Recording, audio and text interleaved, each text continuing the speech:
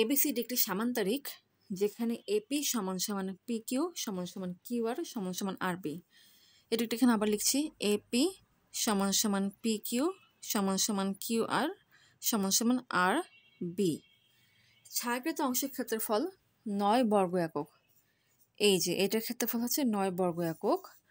পিবিসিডি চতুর্ভুজের ক্ষেত্রফল কত? এই যে পিবিসিডি এই চতুর্ভুজের ক্ষেত্রফল কত, মানে সাদা অংশের ক্ষেত্রফল কত সেটা বের করতে হবে।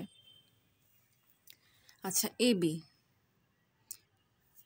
এই ভাগে লেখা যায় AP plus P Q plus Q R plus R B এই হিসেবে। তাহলে এবি সমান কি হবে? এপি প্লাস পি কিউ এর মান হচ্ছে এপি এর সমান, তাই পি কিউ এর জায়গায় এপি লেখা যায়। একইভাবে কিউ আর এর জায়গায় এপি লেখা যায় এবং আর বি এর জায়গায় এপি লেখা যায়, কারণ প্রত্যেকে হচ্ছে এপি এর সমান। সমান সমান 4AP। সুতরাং এবি সমান সমান হচ্ছে 4 ইন্টু এপি।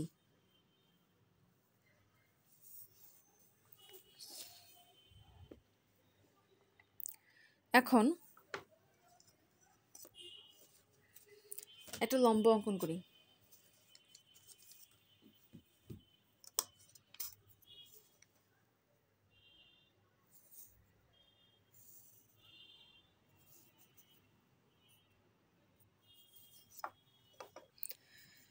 লম্বের মানটা এইচ দিলাম।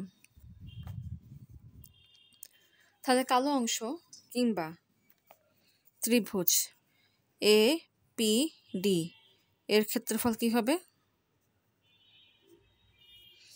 হাফ ইন্টু ভূমি হচ্ছে এপি ইন্টু উচ্চতা হচ্ছে এইচ। কোশ্চেনে বলেছে এই ত্রিভুজ কিংবা এই কালো অংশের ক্ষেত্রফল কত? 9। অতএব এটা কষ্ট 9 হবে। তাহলে এপি ইন্টু এইচ সমান সমান কী হবে? 9 ইন্টু 2 ইকুয়ালস টু 18 বর্গ একক। আচ্ছা, এখন খেয়াল করো, তাহলে 4 ইন্টু এপি ইন্টু এইচ কী হবে? 4 ইন্টু 18 এর সমান 18 দুগুণে 36, 36 দুগুণে 72। অতএব 4 into AP into H equals to 72। আবার খেয়াল করো, 4 ইন্টু এপি এটা হচ্ছে এবি এর সমান, অর্থাৎ 4 ইন্টু এপি এর জায়গায় কী লেখা যায়? এবি। অর্থাৎ AB into H equals to কি? 72। এবি হচ্ছে সামান্তরিকটার একটা বাহুর দৈর্ঘ্য এবং এইচ হচ্ছে কি? এই এবি বাহুর উপর কি? উচ্চতা। তাহলে এবি ইন্টু এইচ কি? সামান্তরিক এবিসিডি এর ক্ষেত্রফল হচ্ছে কি? এবি ইন্টু এইচ, যা হচ্ছে কি 72 এর সমান। তার মানে এই সম্পূর্ণ সামান্তরিকের ক্ষেত্রফলটা কি? 72। তাহলে চতুর্ভুজ পিবিসিডি এটার ক্ষেত্রফল কি হবে? সামান্তরিকের ক্ষেত্রফল মাইনাস এই কালো অংশের ক্ষেত্রফল।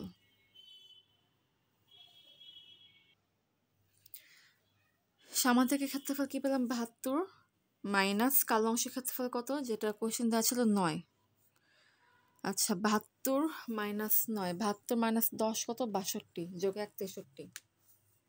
সুতরাং চতুর্ভুজ পি বি সি ডি এর ক্ষেত্রফল কি হবে? 63 বর্গ একক। সুতরাং 63 এটাই অ্যান্সার।